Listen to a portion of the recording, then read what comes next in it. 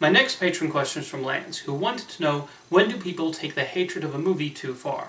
I've definitely seen many cases where people watch a movie, hate it, and then have the most extreme reaction to it. And every time I think, calm down.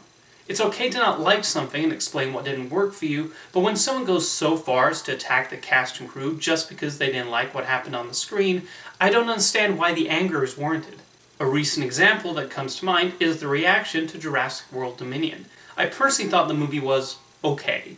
It had its entertaining moments, and the main intent of the movie was to be entertaining, while also having some flaws that slightly harmed the film for me. Others disliked the movie a lot more, and most of their response involved tearing Colin Trevorrow a new one and saying some pretty nasty things about him.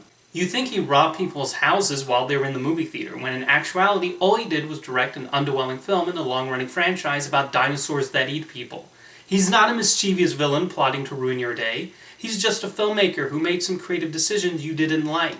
Colin Trevorrow should not be put in prison for crimes against cinema or other such nonsense that is not as clever as you think it is. I just used him as an example, but there is a weird animosity towards directors when they make something that does not fit with your taste, or even entire studios for that matter. I remember early in 2020 when it was announced that Minions: The Rise of Gru had to be delayed because Illumination had to shut its doors due to the pandemic, and so the animators were out of work for a while before they could set up remote production. And people actually celebrated this. Why? Because they didn't like the Minions. What a heartless thing to do, all because they were trying to finish something, not cater to them, and were affected by a global health crisis. It's also bothersome when people employ a smugness to their criticism, which comes off as condescending, and is again usually done as a way to insult the filmmaker. I noticed quite a lot of this regarding Taika Waititi's Jojo Rabbit. The number of snide comments I've seen made towards Waititi since the film's release are too many to count.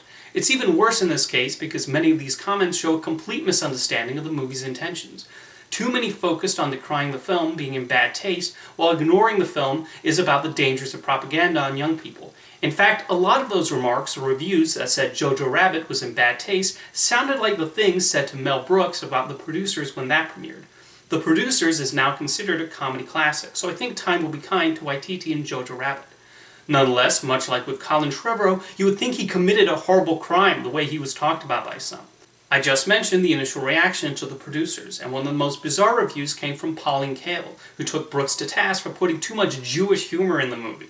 A lot of her reviews had that sort of condescending attitude towards the directors, and is why I don't understand why she's revered so much. She would get really personal and bully the filmmakers, and is in many ways the precursor to the angry YouTube film reviewer that you commonly see nowadays. There was a particularly famous incident following the opening of Ryan's Daughter, directed by David Lean. The movie was not well received by many critics, and Lean decided to actually meet with many of them in New York, including Kael and Richard Schickel.